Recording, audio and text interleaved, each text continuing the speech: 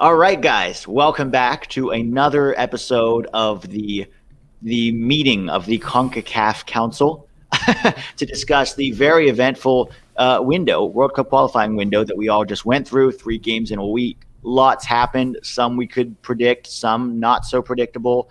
And boy, do we have a ton to get into. You guys all know from last time, we have Josh from JJTV here to rep his native Canada. We have JD from Jamaica to talk about his team. Definitely lots to talk about there. And Owen Diana, the Mexican-American, who is here to represent El Tri. Guys, how you doing? Doing great, Pete. Thanks for having us on. Great to be here. Another session of the council. Another session of the council. Yeah, it's people really liked this last video, and they were like, let's see everyone more, and this is good, right? The more we talk about CONCACAF as a region, and the more we're all aware of the issues that everybody else is facing and the progress they're making, we can, I think we can build a stronger CONCACAF this way, which is what ultimately we all want. So let's go ahead and start, guys. Just maybe one each. Talk about what you learned overall from this window, not necessarily about your team, but more about the difference between, playing 2 games in 2 weeks or to 3 games in 1 week. Josh, why don't we start with you? Yeah, I think the obvious one was one. Welcome back to the CONCACAF Council. I mean, we need an assembly, little thing to get us together. But regardless, I think it was pretty cool. I think depth, as we talked about in the last session, was an important one. And I think, in my opinion, the El Salvador game we played was a real showing of that. I mean, El Salvador had a really good match, in my opinion, against the U.S., 0-0 draw. And then come the third game where these tired legs, some bodies are rested. They just don't have the depth to be able to cope with that. And it was a pretty easy walk in the park. And with no disrespect to El Salvador for Canada come that final game, but when you look at the depth between the 2 teams, it could be expected. Some heavy legs on El Salvador, and it was 3 pretty easy points for Canada and topped off a nice little window for us. Yeah. Okay. JD. I would definitely agree with Josh that depth played a big part, but the coaching as well is a very important thing as well, because tell you what, Jamaica had depth, but as you know, it has restricted depth as well. So you couldn't tap in the UK-based players, them to mesh with the other guys, them to create that chemistry and stuff. So I think that's what cost Jamaica big time. Played against Mexico. Obviously, it's just the core players with a few USL players put together, and they couldn't keep up that defensive block for the entire 90. And Mexico, they just can't tired. And they just continued and they got that goal. And from that point, it was very sad. And then the Panama game, as you know, they started the game with first 8 of those players that came in, which were the UK guys, they were training by themselves, just alone. They didn't even have 11 players. And then they took the field against Panama. They never had a defensive midfielder due to the fact that he played 1 game and had to play the second game as well. Yeah. So that's Anthony Grant. So they had to play 2 attacking midfielder in the center of the park. And Anibal Godoy, he's naturally one of the best defensive midfielders in the region. So he just really pushed them past. And the 4 block, because they were using a 4-1-4-1, it just took apart Jamaica in that game. So even if you have Antonio and all the big names, it doesn't matter if you can't get the ball. So Panama won that game. And then that's it, basically. Yeah.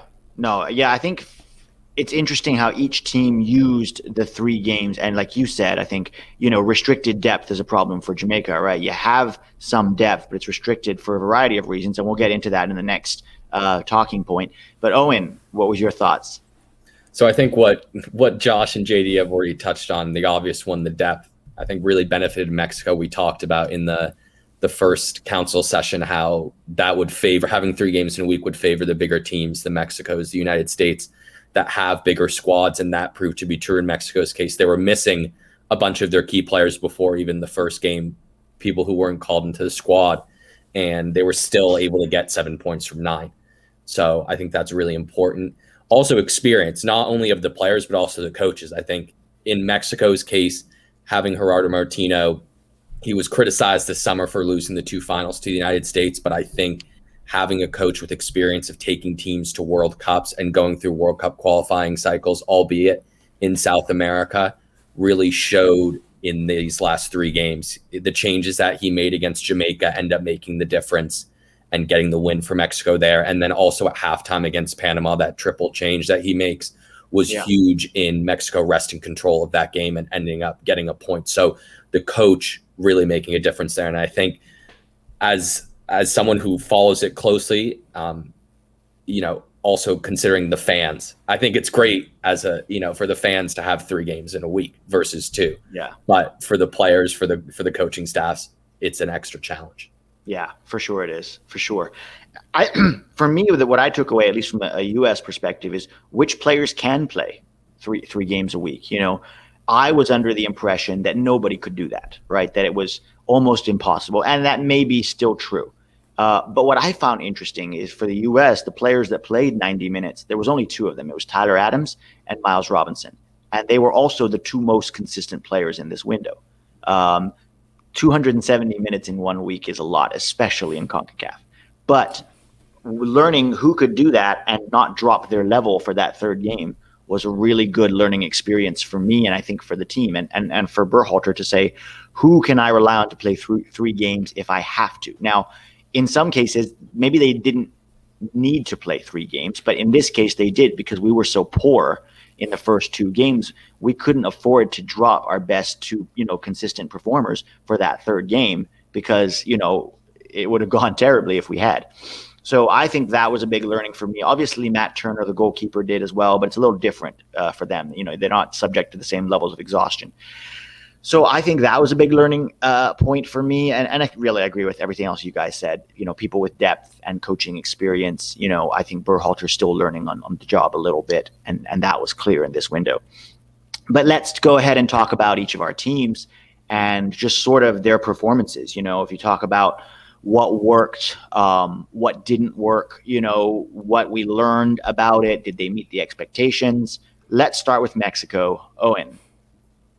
So getting the points, the results were better than the performances. I think that was to be expected. I think people were expecting Mexico to do well and not get in trouble. But with that being said, I don't think people were expecting there to be night and day from what was seen at the Gold Cup. And I think that was largely borne out. I think a lot of the problems that were seen at the Gold Cup weren't necessarily resolved in these last 3 matches. Mm-hmm. But nonetheless, Mexico have taken 7 points from 9.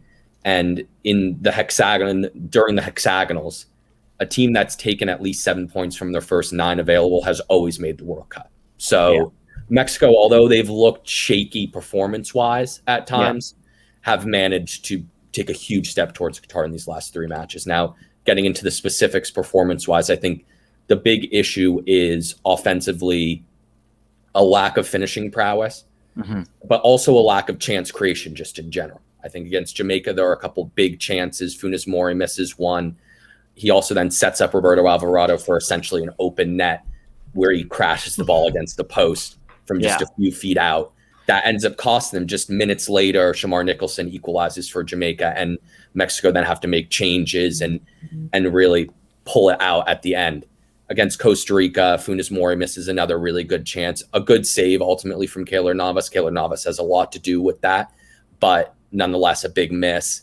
And then Mexico are coasting through that game essentially, but they don't really close it out. Costa Rica ends up threatening a little bit at the end. And then against Panama, there weren't as many issues with finishing there, but certainly in the first 2 matches. But so finishing and then chance creation, that's a big one, and that's a difficult one to solve because Tata Martino plays the 4-3-3 always, and his system is really contingent on having a center forward who can not only simply drop deep and link play, but can also serve as the main creator.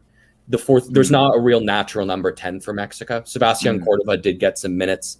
He started against Jamaica, came on the second half against Panama. He's the most likely candidate to really play as a number 10 and really come in there, but he's not a guaranteed starter. Right. So, what about Charlie Rodriguez? Did he get any minutes at the 10 or no?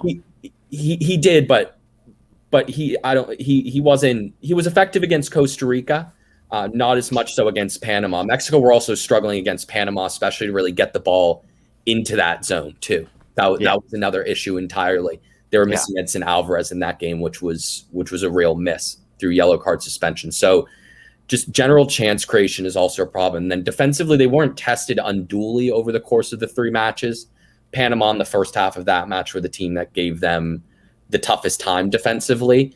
But especially in the first 2 matches, you could see that there's still issues with lapses in concentration. There are certain players who are error prone at times. And so although Jamaica and Costa Rica didn't do too much to threaten and weren't particularly aggressive or effective in their attacking plans, they still managed to create chances and in the case of Jamaica, score. In the case of Costa Rica, threaten and come close to scoring. So that's a worry for Mexico. Yeah, you'd hope that getting Johan Vasquez in potentially at center back could help, but at right and left back, what Mexico have currently is what they have. So that's an issue that I think is going to persist. Potentially, you hope getting your 2 best attackers back in Chucky Lozano and Raul Jimenez, getting Hector Herrera, your best midfielder, back can help you going forward and attacking better. That's what you have to hope, because tactically, Gerardo Martino isn't going to invent something that's going to suddenly make suddenly grease the wheels and make things work better. Right. It's interesting that I think for a lot of people, obviously results are most important when it comes to World Cup qualifying, right? And getting points that you need is the number one priority. But performance matters too, because performance is a predictor of long-term success, right?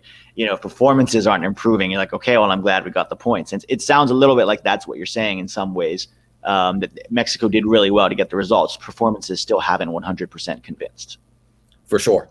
I think considering what had happened in the Nations League and in the Gold Cup, the pressure that could have mounted on Gerardo Martino if results hadn't gone well in the first couple of games, seeing the United States, for example, struggle as much as they did in the first 2 matches, seeing surprise results, seeing a lot of draws throughout the octagonal. For Mexico to get those 7 points, I think doing it how you did it doesn't matter as much as just getting the results, especially considering you're missing the players and that these are problems in terms of performances and function that Mexico have been having now for a while. So to expect them to suddenly get fixed with not your your ideal starting 11 with your ideal bench, I think was unrealistic. So getting the 7 points from that is what's most important. I think that has to keep Mexico fans happy. For sure. All right, JD. And before you start, JD, could you just, for the people who didn't maybe follow Jamaica, just tell us the score line of each games before you get into telling us what happened with Jamaica? Okay, as Owen says before, Mexico won the first game, 2-1. So Jamaica lost that game. Sharma Nicholson scored, and then they won it with Henry coming from the Olympic. The same guy I told you that will come on and win the game. I actually said it, and he did it. So 2-1 in that game. What I saw from Jamaica, remember it was a depleted squad, as what I've said before. They showed a little bit of grit, but it showed where we are definitely weak. The right back area, which I told you guys, definitely it got exposed. The central areas, like the centrals themselves, not the defensive central, but the creative, like the box to box, I saw problems there. And definitely wing areas for that team looked very, very sloppy. But we found a gem in that game because I saw that the defensive central, which is Anthony Grant, he's a little bit older. He's like 34. I can tell you, he really can play. I think that might solve Jamaica's defensive midfield woes for years to come, maybe 2 years max. Yes, so I saw that in the game. They showed a little bit of spirit.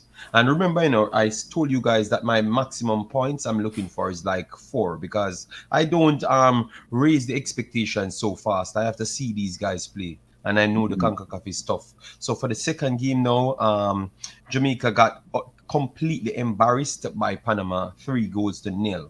And that was all of the big players that we were looking for, the Ethan Pinocks, the Roof, the Antonios and stuff. But in that game, we never had the availability of Anthony Grant because the coach said he was tired or because he was resting him for the next game for reasons beyond me. And that's why I told you that sometimes coaches can damage a game, because I truly believe if you have the defensive central, even though they didn't have any chemistry, they would have done much better because you could have actually won the ball in midfield. Jamaica literally barely won a ball in midfield. They barely touched the ball in midfield. They were struggling the entire game. So that was a deserving loss, to be honest, because we just never turned up. And then against Costa Rica was just Costa Rica, trying to play in a lower tier and give you the ball as much. But if you give them back the ball as much, they're going to comfortable pass it around there. And they got the early goal, pretty much like the 3rd minute or something. So they had something to live off. And then Jamaica have to always be chasing, and then they sit back because they have the quality players, the Ruiz, that can control the game and play to their tempo. So they have been struggling the entire night. We did create some good openings, but obviously if you're losing in possession, your legs are jading, so you can't get the effectiveness overall to win the game. So they couldn't pull it over the line. So it was just a draw, and that's just 1 point out of 9. And the struggle continues, I'm sorry to say. Yeah, no, for sure. And I wouldn't want to be a Jamaica fan right now. What do you think are the big issues that cause this? Is it the coaching? Is it the players? Coaching, the federation? Coaching 100%, the federation 250%, and then the virus situation, I would put it at 50%. Yeah, that's a huge because every single thing, if you're a federation, the first thing you need to know, you need to have a plan. You can't plan on the day. You can't believe that because you're bringing in superstar players, you should just get it right done. It don't work, because if you have a unit that works hard, you can't come with just pure talent and win a game. I've never seen it in football. And I know it's not going to work. And that's why I've preached to the Jamaican fans, stop saying that you believe you can just get a team and it will win. It will not win, because the CONCACAF allows rough style of play. If it was a league that give you space to play, yes, you could use your talent to get over that line. But if it's a contact sport and it's a heavily contact officiating in CONCACAF, it's going to be tougher, because they're going to lick you as fast as possible, just like what they did Alfonso Davies in the 18th game, just to get him out the game. And that's what they did to them early, and everything just went down the line, man. It's pretty disappointing, you know. I thought I would have seen much more, but it's sad, man. But I think I would give full blame to the JFF, which is the federation, and the coach. I don't think he has much. All right, then let me stop it here. I don't think he has much talent. All right, thank you, JD, and we'll talk more about what to do, with Jamaica going forward later. But Josh, pretty decent showing from Canada. Can you just tell us the score lines for people who don't know, and then just jump right into it? Yeah, not to add insult to injury for JD, but big kudos to Panama. I think that's probably the surprise package of the window, in my opinion. But regardless, moving on to our games. Our first game was at home against Honduras, and just for you guys who didn't know before, my goal was 6 points, 6 out of 9. I wanted 2 wins and a loss. We got 5, and I'm genuinely happy with it. I think in the Honduras game, something that us Canadians notice is that, like I said, we like to play in the 3-5-2. But John Herdman did something very different, and he's getting more ballsy, I find. Each game, he likes to try to test things out, and sometimes it's good, sometimes it's bad. But I felt like we were working on something that we did in the Gold Cup, that 3-5-2, and all of a sudden, he had the 3-5-2 in possession, and then in defending, he's transitioned into a 4-4-2. I think it confused some of the players. The first game just looked all over the place. We were able to get a draw, 1-1 in Honduras, but in my opinion, if he would have approached the game a little bit different, I think we could have got a better outcome. It was a little disappointing, but the fact that we didn't lose, considering we conceived the first goal, was, I guess, a positive. Then we went on the road to the States, which Pete will definitely elaborate on, and probably has elaborated on quite a bit, and picked up a massive point. And that came, in my opinion, right down to John Herdman. He adapted better. He didn't do this 3-5-2 in transition. He played a game style. He stuck to it. I think we had 28% of the ball, something around those numbers, and honestly, I think we had more chances, to be completely honest. He played completely to the advantage. A little bit of that goes on Greg as well. A lot of us looked at that lineup and said, this is falling right into Herdman's plan, and he did it to perfection. And maybe we could have got a win, maybe we couldn't. Regardless, I think a point away in the States is huge, and gave the boys a lot of confidence going into that final game back at home against El Salvador, where really you had to win it. A draw with 3 points, I just don't know if it's quite good enough. A point or 3 points would have brought us to 5. Would have been, I think we're now sitting second in the table, and we answered. And like I said, a little of that goes down to depth. El Salvador didn't look anywhere near as good as the other 2 games they played. We had complete domination, got 2 goals in the opening, I think 15, 20 minutes, and then it was smooth sailing from there.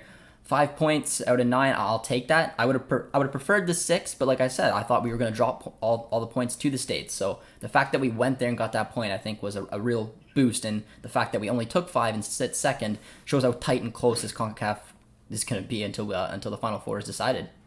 Yeah. Just to clarify, I think Panama might actually be second with their set because they got 7 points as well. And then I think the U.S. and Canada are 3rd and 4th. But we have the same. I'm not sure actually who's in front. I think Panama is on 5 points because they drew with Mexico and I'm drew sorry. with Costa So Rica. you are second. Yeah, we are second? It's possible. My bad then. You won 3-0 against Honduras, right? 4-1. No, Josh. Yeah, I think we're second. I think Canada's second. I think U.S. is 3rd and Panama's 4th.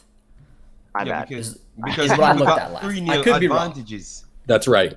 I am correct, yeah. Canada's in second, and the United States is in 3rd, and then Panama. We're in 3rd. Okay, my bad. Sorry about that. I remembered that wrong. Yeah. He wants to throw shades on Josh, man. I know. Canadians over here. Can't count. Yeah, no, I thought that was all of you had really interesting thoughts about your team. The U.S., as most of you saw, was honestly a disaster for most of this window, bar the last 45 minutes of our last game. And there's a lot of reasons for that we'll get into. I think, the first one was that it's interesting to hear Owen talk about, Mexico struggling to create chances because so does the U.S. We really do. We might hold possession, but a lot of that possession is held in the middle and defensive thirds. And when it comes to transitioning from just holding possession to creating chances in the final third, Greg Berhalter still hasn't figured out how to get the best out of this team. And that, we saw that in Nations League. We saw that in Gold Cup. It continues to be a problem. There's also there's 2 other elements. One of them is that, a lot of times Greg Berhalter doesn't have a clear idea of what he wants to do and, changes things around. It feels like he's throwing stuff against the wall to see what sticks, especially in that last game against Honduras. He put up this bizarre lineup with 3 defenders, 3 holding midfielders, 2 wing backs. There was it was not working against Honduras. And to his credit, he changed it in the last 45 minutes. And God bless Ricardo Pepe, because this 18-year-old, Mexican-American player who recently committed to the U.S. really did save our asses in a lot of ways. But there's a lot of issues with this team. There are some individuals on this team that really let us down, who are considered leaders on the team. That was a huge problem. There are a lot of players who feel like they're playing on their own a little bit, and they're trying to win games on their own. And this isn't really a team. And, I've always said that a good coach takes a group of players and makes them greater than the sum of their parts. And we still haven't seen that from the U.S. And it's been 3 years, that Greg Berhalter's been in charge. Whereas you look at a team like El Salvador with considerably less talent, and, Hugo Perez has only been in charge for 4 or 5 months, but there's a clear identity. There's a style of play. Everybody knows their roles. Everybody understands their job. And that's good quality coaching for me. Now, I don't want to blame this all on Greg Berhalter, right? We have a lot of very young players who are still learning and learning that CONCACAF is harder than they think, and I think players have to understand that it doesn't matter how talented you are, you have to be willing to do the dirty work in CONCACAF. If you are not, you will be punished. And for a lot of these young guys, they're learning that. But what I think is interesting is a lot of people said, you need experience in CONCACAF. You need CONCACAF experience in your roster. And while that might be true to an extent, John Brooks and DeAndre Yedlin are our 2 most experienced players, on the team with the most CONCACAF experience. And against Canada, it was the combination of the 2 of them letting us down, right? And John Brooks, again, we saw even in Honduras, had at least some part in that goal. Now, I'm not scapegoating those 2 guys, but you think those 2 guys would understand what CONCACAF is and be some of your best players. Whereas some really young guys with very little CONCACAF experience, Tyler Adams, Anthony Robinson, Miles Robinson, Ricardo Pepe, were some of our best players in this window. So I do think that it's not so much about CONCACAF experience. I think it's mentality and attitude, and going into CONCACAF being ready for the brawl that CONCACAF is. So there are a lot of different issues that the U.S. faced, going to El Salvador and drawing 0-0. At the time, a lot of people said it wasn't a terrible result, and that might be true. But again, performance worries me, right? If you go, people say, Italy might have gone to El Salvador and drawn. That may be true. But if Italy had gone to El Salvador, they probably would have created 10, 12, 14 chances. We created very few, So that was worrying. And then we followed that up with a 1-1 draw at home against Canada. Now, at this point, we'd lost Gio Reyna, we'd lost Weston McKennie, we'd lost, Serginho Dest part way through the game. But we didn't look like a team that had a clear identity, a plan with the ball. And then we also weren't very good at managing moments, right? Those moments can make a difference between, like, say, Mexico, who also maybe didn't perform as well as some people would like, but still got results. So, for example, if DeAndre Yedlin doesn't, let himself get beat by Alfonso Davies and John Brooks switches on, then that goal is not scored, and maybe we get out of it with 1-0 despite a bad performance. But another bad performance followed by another bad result had Berhalter under a lot of pressure. And I think at halftime against Honduras, we had this bizarre 3-4-2-1, except, we had our best player of the window playing out of position instead of defensive midfield. It was interesting, listening JD talk about defensive midfield. Tyler Adams was our best, one of our best players. And then in the last game, we put him as a right back and let Kellen Acosta and James Sands, neither of whom is a creative player, just sort of sit in midfield with a back three. It just didn't work. Now, Ricardo Pepe, again, like I said, in the second half, Greg Berhalter did change things around. But 5 points is not good enough for the U.S. I expected a minimum of 7. With the talent and the depth that we have, I understand drawing one of those away games. That can happen in CONCACAF. But 7 was at least the expected point, and we didn't get that. And there are still a lot of issues that the U.S. has to solve across multiple question marks, I guess, that we still have as fans. And we'll see how that goes in October if Greg Berhalter can learn those lessons in time. Because I think one big issue with him is, A, he's still learning on the job, but B, he's not very quick to learn. He's a little slow to adapt. And he earned a lot of goodwill and the benefit of the doubt over the course of the summer with those trophies. But what I've pointed out many times is that if you watch the games, the performances were always a concern. We got lucky many times. We were better in the moments. We found the right moments, but the overall performances still raise concerns. So we'll see how it goes in October. I think the U.S. has way too much talent to not qualify. I'm not particularly worried about that. But yeah, there are still questions. So, guys, let's talk about individual players, right? Because a lot of us are pointing to coaching and other conditions. Everybody tell me 3 players on the team that you thought stood out or performed above expectation levels. Why don't we start this time with JD? I would have to say definitely the defensive central, which is Antonio Grant from Swindon. Mm-hmm. You guys can check him out. Very consistent player. Give you a 7 overall in his team, which is League One. So that was my big surprise. But our League Two, I should say, sorry, but that was my big surprise. He translated exactly good enough in the CONCACAF region to be effective with a similar 7-point ad as well. So I give him respect. And then Sharma Nicholson, not the most mobile individual for some reasons I don't know, because he has pace, natural pace, and raw physicality with height. But yet still he just can't do a job that's more than an 18-yard back striker. For some reason, I don't know. It's weird to me. Yes, but he performed well. He had 2 goals and did exactly what I've expected from him. And then I have to put in Kimar Lawrence. He was pretty much off form at Anderlecht, and then he switched back to the MLS and looked really out of his depth. Like he's not the same type of player. And believe me, he really turns out and do very good. I think he was the hands down best player on the pitch against Costa Rica overall. And I think he would be one of the individuals I have to look out for. So Kimar Lawrence, Anthony Grant, and Sharma Nicholson, to be honest. Okay. Owen? So the first I'll go with is Alexis Vega, even though he didn't even play half of the 270 minutes. But I thought the question with him going in, first of all, I didn't even expect him to be starting against Jamaica. I was expecting Orbelín Pineda to play there, although not a natural left winger. He did play there after Chucky Lozano went down in the Gold Cup and looked good in that position. But Alexis Vega was given the confidence of Tata Martino in that match and scored the first goal. Wasn't super involved in either of the 2 matches, especially against Costa Rica, but in the moments he was on the ball, he looked extremely dangerous. A player who clearly has a lot of confidence, willing to take shots on, willing to take defenders on. That's a huge boost to Mexico. He did injure himself, his right ankle, He has a grade 2 sprain in that ankle now that he picked up against Costa Rica towards the end of the first half, which is the same ankle that he got the same injury back in November of 2020. So the estimated time out, some are saying 3 weeks. I was reading a report from a couple of days ago saying that he could even miss the next FIFA window. That would be a big blow for Mexico, but they should have Chucky Lozano back for that window. So a direct replacement there. So Mexico should be fine, but really impressive that he was able to translate what he did in the Olympics into the full national team. That was the big question with him, and he showed that he can play for the full national team and play very effectively.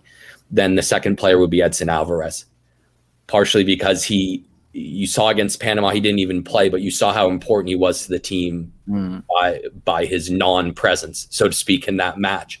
Against Jamaica, I don't think he had the best game. Mexico dominated that match. Jamaica were sitting back, looking to hit on the counter. Mexico had over 70% possession, so his talents weren't as required in that match. Against Costa Rica, I thought he was one of the best players on the field, breaking up play. Mexico dominated that match in the midfield. I thought he was a key reason. Also, a player who's improved technically a lot since he moved to Ajax a few years ago. You could see that against Costa Rica, being able to break the lines with his passing, although that's not necessarily what he's in the team to do, but he's gotten a lot better at it. And then against Panama, he wasn't there. And Mexico don't really have a player like him currently in the pool. They don't have a natural number 6, a natural holding midfielder. They've got Luis Romo, who's played that position quite a bit at Cruz Azul, but who's better as a number 8. And they tried him there against Panama, and he looked not as comfortable, wasn't as involved. And Mexico also missed that push that he gives them, that forward thrust that Romo gives them in the number 8 position. Both Charlie Rodriguez and Jonah Dos Santos, who were put in those 2 more advanced midfield positions, failed to replicate that. And Mexico didn't really get much going forward through the midfield. And I think not having Edson Alvarez, it seems somewhat counterintuitive. Oh, not having your holding midfielder there, you weren't as good going forward, but that made a big difference. Yeah. And then the third player would be Andres Guardado, another midfielder. He didn't play that many minutes against Jamaica, started against Costa Rica. I thought he was the best player on the field in that match against Costa Rica. Yeah. The penalty, a player, really cerebral player with a lot of technical quality, getting up there in age. He's turning 35 in a couple of weeks. And that's the type of player where he's hampered by the fact that there are now 3 games in a week. He's not able to play 3 games in a week anymore. But for the minutes that you can play him, he makes a big difference. You see, so he played about 70, 75 minutes against Costa Rica, was great, and then didn't start against Panama. I think it would have helped if he had started against Panama, because once he came on for the start of the second half, Mexico were able to wrest control in the midfield. And that was a key reason why they ended up drawing that game, ended up playing a lot better in the second half and looking really good. So a player who, despite his advanced age, is still really important for Mexico. Also, the captain, the leadership that he brings is really important as well. For sure. Josh? Yeah, and for me, I mean, the first one, it's funny, Pete, when you talked about Tyler Adams and Miles Robinson playing all 90 minutes and how important they were and how consistent they were. 2 of my players played the entire game as well. Only 3 Canadian players played all 90. Boran, the keeper, I don't know if you count that or not, but it's expected. Alistair Johnson's the first, and Alistair Johnson was just sensational. He's getting better and better each and every time. In my opinion, sooner rather than later, he gets a move abroad. But for those of you guys who aren't familiar with him, he kind of is like Azpilicueta at Chelsea. You guys probably are familiar that Azpilicueta was a right back, and then when they transitioned into that 3-4-3 or 3-4-2-1 or whatever it is formation that Chelsea play with, that he went into the outside right center back, and that's what Alistair Johnson brings to Canada. When we play in a back 3, he plays as the outside right center back. He gives them the versatility to be able to adapt on the fly to go into a 4-4-2. He can then go out to the right back position, and he's just been a little monster. No one else on the Canadian men's national team can play that position. When we've tested Donnell Henry there, for example, the pace gets burnt every single time, and that's why he played all 90 minutes. And when I went before and said, there's only a couple players who I could actually see playing all 90, Alistair Johnson's one of them, because I refuse to see that there's anyone else who can actually step up for that position and bring what he does. And he was sensational for all 3 games. Huge shout out to Alistair Johnson. I think he's just getting better and better. The second one to play the full 90 is a more familiar face, is Stefano Stacchio. Again, just so important to the midfield. He is just an incredible player. He just brings that calmness, that presence to the midfield. He's very intelligent on the ball. He takes set pieces. He can do corners. He's a little bit of everything, and he's just really become that focal point of our midfield. And it wasn't a surprise whatsoever to anyone that he was going to start all 3 matches. He did. He played very well. Probably our most consistent and best midfielder right now. And then the third one, probably an obvious answer. He only played 2 of the 3 games, but I mean, he just makes it look so easy. I don't know how else to say it. It's Alfonso Davies. He played a little bit more advanced this window. John Herman kind of tested out that 3-4-3 rather than 3-5-2 and allowing Davies to play as a left winger. And well, I mean, watching him against Serginho Dest, again, Pete could probably elaborate. It really exploited Serginho Dest, and Serginho Dest is a good footballer, but knowing he's playing in a back four and some of the level of the CONCACAF defenders, they're gonna have a lot of problems going up to Alfonso Davies. In my opinion, he's much stronger on the left hand side. I think he's better at putting the ball across. And when he's just gliding through defenders and putting dangerous balls in, sooner or later, David and Laren are going to eat them up. And that's exactly how the goal came from the U.S. game. So those are my 3 standout players of that window, with a shout out to Richie Larea. Okay. Yeah, I think there are 3 players that stood out. The first one is Miles Robinson. I mean, he picked up right where he left off in the Gold Cup as our best center back. In the Gold Cup, we were like, this is great. Let's see how he does in World Cup qualifying, because as we all know, 2 different environments. So I was very curious, and he didn't really put a foot wrong. You know, if you wanted to be hypercritical, you could maybe say he could be a little better with some of his distribution, which has improved, but particularly on the longer range passes over 30 yards, sometimes he struggles. That being said, his primary job is to defend, and he's so good when he gets isolated 1v1, because that's how the U.S. plays, you know, trying to keep possession. Oftentimes we get hit on the counterattack, and he does not get beat 1v1. He doesn't switch off. He reads the game really well. He's very good defending on the turn. He's good in the air. And, you know, a guy who, if he continues playing like that for both Atlanta and the U.S., we could see him in Europe at some point. You know, for a center back, he's 24, so he's still quite young. The other one that I thought was excellent was Anthony Robinson. Did not play the first game because, you know, Berhalter has he loves to play Serginho Dest out of position at left back, and it didn't work clearly. And then in the second game against Canada, you know, does a great job bombing forward up the wing and providing width, which the U.S. usually lacks, because, you know, Greg likes to play inverted wingers. So, you know, wingers who come inside, and then it's on fullbacks to, you know, provide that width, which Anthony Robinson does well. Now, he's not perfect. Sometimes in the build-out, in possession, there are still question marks about his technical ability under pressure. But when you want somebody to provide that width, to get up the field, and not just be dangerous, but clinical, right? He got the assist against, he got the assist there against Canada, and then also scored the goal coming on in the second half against Honduras, replacing George Bello, who had just lost his man for Honduras's goal. And then he comes on and scores a beautiful little chipped volley with his weaker foot, you know, so, and was a real threat and a real danger most of that second half against Honduras. So he's my other big standout. Now, the third standout is between 2 players. There's Tyler Adams and Ricardo Pepe. Now, Tyler Adams, I don't think he exceeded expectations as much, because we expected that from Tyler Adams. We know who he is. We've seen it at Leipzig. He's a very natural leader. He's always going to give you consistent performances for the most part. Ricardo Pepe, I had questions if he was ready to start, right? People say we should start Ricardo Pepe. I said, I don't know. He's 18. Yes, he's doing well in MLS. That doesn't always translate. I'm happy to give him some sub minutes. I'm not sure he's ready to start. He started against Honduras, scored a goal, and was heavily involved in all 3 other goals that the U.S. scored. Very hard not to give him one of the 3 for completely exceeding expectations. Now, we don't know if that's going to continue, what his performances will look like going forward. Young players can be up and down sometimes, but he absolutely saved our asses in this last game, because if we hadn't gotten those 3 points, I think I at least would have been real questioning whether Greg Berhalter should be in charge. And that's just how bad it was for anybody who saw what we were doing. But yeah, so I'm going to give it to Ricardo Pepe with a shout out to Tyler Adams. Then, guys, on a more negative side, can you all identify 2 or 3 players who did not meet expectations, or who lowered their, lowered their stock in this window? Let's start with Owen. So I'll go with Jorge Sanchez first. I think he was impressive going forward, and create a lot of chances against Jamaica, especially. Was really good going forward. He led the Mexican national team in some important attacking categories, expected assists, accurate crosses, etc. over the 3 games. But I think he's a player who, considering that Chaco Rodriguez was out injured, for the first 2 matches, didn't even make the bench, and then was on the bench against Panama.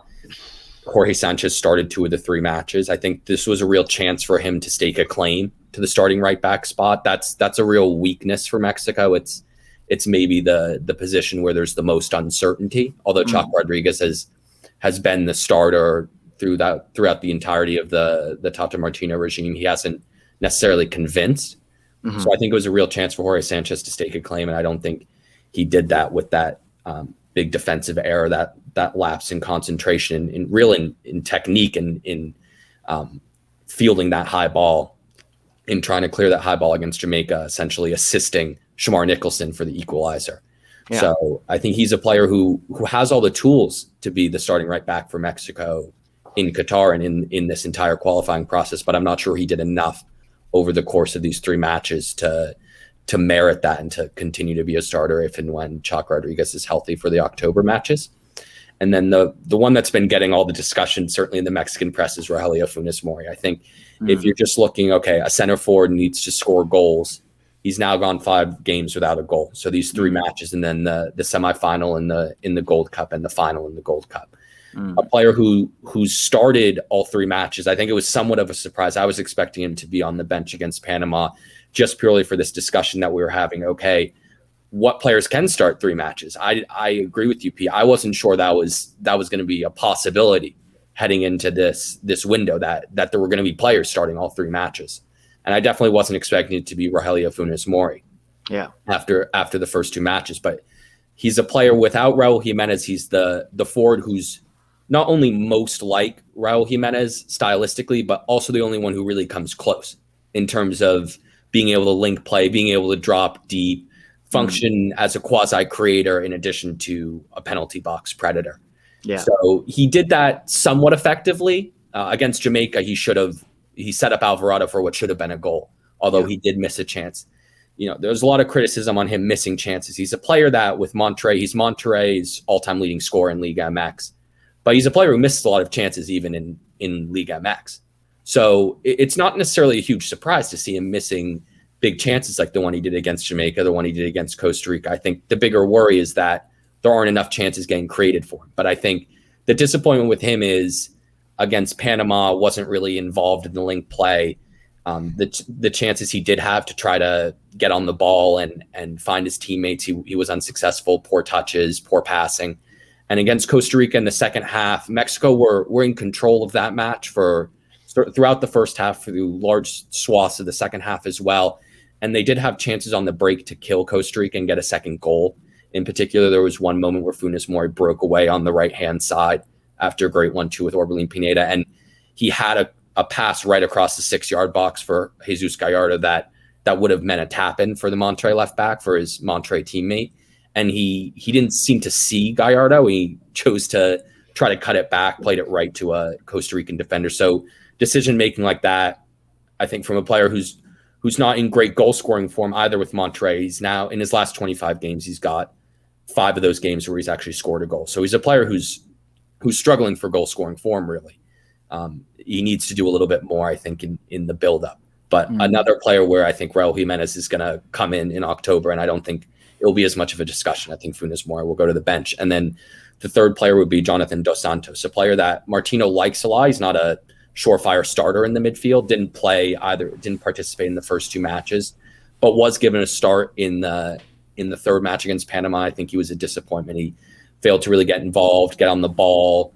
The times he did get on the ball didn't really generate much or create much. Panama controlled the midfield in that first half, and he was taken off at halftime. I think that was a real opportunity for him to stake a claim, especially now considering you've got Hector Herrera, who's the preferred number 8, or the preferred more advanced midfielder, if you want to say it, in Martino's 4-3-3. It was an opportunity for him to stake a claim maybe alongside Hector Herrera heading into October, and I don't think he did that. Okay. All right. JD? It's pretty easy for me. Alvas Powell. I think he's just not the best player, and definitely Jamaica really need some options at right back.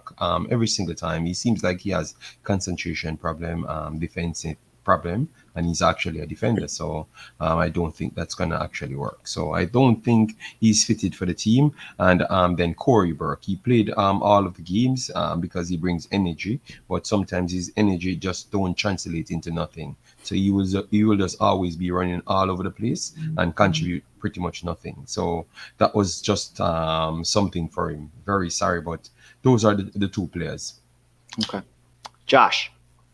For me, and again, like, I think the Canadian players actually played pretty well. But I do think there's three pretty obvious names. Some Canadian men's national team fans were a little skeptical when I came up with this list, but the first one is going to be Tejon Buchanan. Now, this is a player who, in my opinion, has so much hype around him. I mean, he's killing it in the MLS. He got his move abroad. He's going to Club Brugge in January. He had an incredible Gold Cup. He just hasn't put in a wrong foot up until this window. His first 45 minutes in Honduras was not very good. On top of that, he also gave away a penalty in that opening match and got yanked off at halftime. So not the best, which it's fine. He's a young player. It's not a big deal to not have a good half. And then when he came back on in the U.S. game, I thought he was a little bit of lightning. Like, he was good up and down that left or right hand side. He was kind of switching back and forth. But the final ball, I don't know if it was just that Honduras game got to him, but he just wasn't able to put it in. He had a real big opportunity, and Pete probably remembers it when he came down. It almost looked like it was a cross. It could have been a shot. I'm not really sure what he could have done, but he did well to get himself in dangerous opportunities and just was not able to make the right decision. And then the final game, which is the biggest debate of why I put him on this list, was the El Salvador game, because we won 3-0 and he was involved, and I don't disagree with that. And he got fouled probably 15 times, which is great because he got us into a lot of dangerous opportunities to whip in free kicks. But the thing that for me kind of bugged me was that he was very good going on players 1v1. He's got that speed, he's got that creativity, and he got shut down just about every single time he tried to take a defender on. Mm-hmm. And just for me, with the expectations I have around Buchanan, is he has to do better than that. And like I said, he was still a menace for the game because he just has that speed. But when you try to take on players, instead of looking for that maybe that give and go and just taking a little simplicity approach to this game, instead of continuously trying to take on players because you can and you have in the past, and continually getting shut down, just kind of rubbed me the wrong way. And I just felt like this wasn't his strongest window, even though he did obviously, like I said, have some use to the team. But I think he'll come better, and he'll have a much better window, especially after seeing him already going back to New England and getting that wonderful goal. But I thought he was a bit of a disappointment, to be completely honest, a player that I praised so highly. Second one was Jonathan David. Jonathan David was pretty invisible up until that third game, and even in that third game, along stretches, he was invisible. He happened to get a goal that was assisted from Buchanan. I get that. But it's Jonathan David. This is a man who I think now has 16 goals and 19 appearances, and he was very, very quiet throughout the window. I think playing with a dual striker with Kyle Laren in the Honduras match did not work well, and I think that's why they were split up for the remainder of the two games. They just seem to not be in the same wavelength. Laren kind of takes the spaces away. He's the one who drops in, picks up the ball, and David just kind of floats around. And they need to find a way to work together, because when you have someone like Laren and David, you want them on the pitch together. And right now it seems like Herdman may go in a way where, because of the window, because of the 3 games, he may try to split them up. And I think right now Laren's probably just a little bit ahead of David in the depth charts. And then the third one, I'm just going to put the entirety of the left outside center back position, which is Kamal Miller, who played most of the minutes, and Scott Kennedy. 2 players who have kind of came out of nowhere, have really been vital to that defense. But I just didn't think they had very good windows. I thought Kamal Miller, just his head wasn't in it. He had a lot of opportunities where he turned over the ball, he lost the ball, he was sloppy on it. He got swapped off for Scott Kennedy, who, in my opinion, did no better. I don't know. They both are good, very good players for that position, and will be very important to that back 3, back 4, whatever it may be. But this wasn't a window for either one of them. All right, and then I'll just talk about the U.S. quickly. For me, it was pretty easy 3 players that I think didn't impress. The first one was Weston McKennie. Was okay in that first game, but really his issue of breaking COVID protocol, and as we found out later, multiple times breaking COVID protocol, is just something that's completely unacceptable.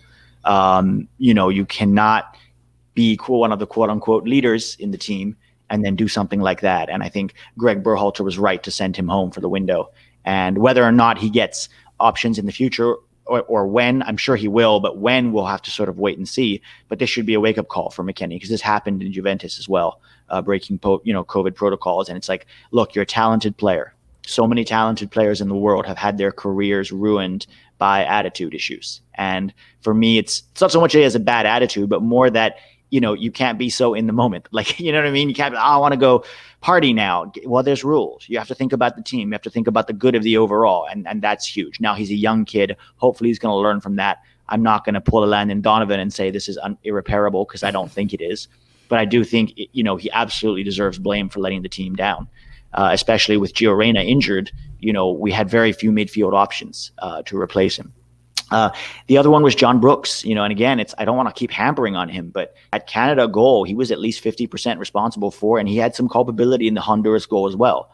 Now, he did a lot of other things well, but for me, your most experienced defender and probably best defender, has to be better at managing those moments. You can't be switching off in those moments. You need to be the leader, because if the best, most experienced defender is doing that, that starts to then have a ripple effect throughout the team, because they look to guys like John Brooks for leadership. So I think he deserves, again, I think Berhalter needs to have a talk with Brooks and just make sure he's ready to play in CONCACAF, and really ready in his head to understand what it means to play in CONCACAF, because if not, he's going to end up being more of a liability, than a benefit to the team. And the third one has to be Josh Sargent for me. Sargent has had a rough couple of years at Werder Bremen. We know he's a talented kid. Unfortunately, I think he has problems with his confidence right now. And whether that's because of being at Bremen for a long time or it's other issues, I don't know. He's not getting it done for the U.S. His hold-up play is not good enough. His finishing is certainly not good enough. He doesn't look confident. He doesn't look decisive. And, he still hasn't claimed that spot for him. I'm not saying we should toss him on the heap, but real question marks about him in this window once more. And guys, I know we were running out of time a little bit here, but we do have the last question. Could everybody sum up just in 2 or 3 sentences, what are some things looking to the October window that you want to see improve from your team? Josh, let's start with you. In my opinion, I don't know what it is with Herdman. When I said earlier, I think we just need to stick with what works. And I think, like I said, he's growing in confidence, which I absolutely love, because he's trying new things out. But it's almost like this isn't really the time to do it. This is the time to get things done, to stick with what works. The Honduras game versus the U.S. game was the perfect example of that. He played it to perfection in the U.S. game instead of obviously doing it against the Honduras game, where he was kind of tinkering with the team and trying some things out that just backfired. We need points. We want to qualify for the top 3. I think he needs to stick to the formations, to the system he knows. Don't overcomplicate it. Get the jobs done. And then looking at the front, because I think when I looked at what kind of disappointed me talking about those players, it's a couple of them. And I need Buchanan, I need David, I need Laren, and I need Davies all firing. Those are the guys that are going to bring us to the best chance that we're going to find. Half of them I'd say are doing it right now, but the second window, hopefully Herdman can find a way to get all 4 firing over the 3 games, and we can pick up some good points and get towards the top 3, top 4. All right, JD. For me, hold on to the ball more. That's the first thing. Just hold on to the ball. Stop going to every single game and losing position. Hold on to the ball. Second, fire the manager. Period. And then third, because the second one was so short, believe in unity. Believe that the local base players can work with English base players. Them give the English base players them a very good, fair chance with the strongest core, and Jamaica will be a very strong team. Well said. Owen? I think the main one is turning the control of the matches that Mexico has achieved throughout the majority of the 3 matches. I think they controlled large swaths. Turning that control, that possession, into more chances and converting those chances into goals with greater regularity. I think that's the big one. And then secondary to that, tightening things up defensively in terms of individual errors and lapses in concentration defensively, trying to reduce that as much as possible. Yeah. The 3 I would say are, I need Berhalter to play players in their best positions. Oftentimes we've seen this with Gio Reyna, with Serginho Dest, with other guys, Brendan Aronson, Tyler Adams, moving our best players into bizarre positions that don't really suit their game. And I think we could simplify so much more by having our best players play where they play for their clubs. I think the second thing is to understand that so many of our problems with creating chances are because of our midfield, and understand that we need more creative technical midfielders in there. Julian Green and Luca De La Torre were not called up for this window. Gio Reyna still is not played in midfield despite playing there for Dortmund. It's a huge problem, and it continues. And then I think the last one is make sure that every single player on that field is on the same page in terms of what it requires to be successful in CONCACAF. Because talent will only get you so far. You have to have the right mentality for it. And I think that's going to be huge for us having any chance of success in October. Last one, guys. We did this on the last video. Tell me very quickly, where do you think, having seen the first 3 games now, where do you think your team will finish in the Ocho? JD, last time you said 3rd. What do you say? Or 4th? What do you say now? Yeah, thank you very much. I think between 4th and 6th. Between 4th somewhere and 6th. between 4 and 6. Yeah. You can't give one number.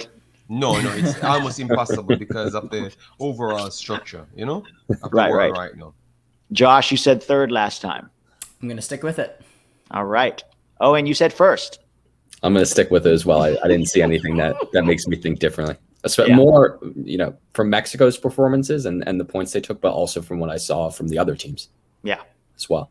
Yeah. I said 2nd last time for the U.S. I got some criticism from that from my own fans. I'm going to stick with that because I do think that, I think that we will do okay and we will qualify, but that we're still learning, and Berhalter especially still learning, and that will cost us points when it matters. And Filipino should be crying right now after 5 points. Yeah, this is not a good window. Not a good window. We will see. We'll see how it goes. Guys, thank you so much for coming to hang out and talk about CONCACAF. JD, I know you have to run. Owen, by the way, guys, go follow these guys. I'm going to put links to their social media and their YouTube channels in the description. Go check them out. They all do fantastic work. Thanks, Owen, Josh, JD. I will see you guys hopefully after the October window to talk more about this. Cheers, boys. Take care. Thank you. Yep. See you.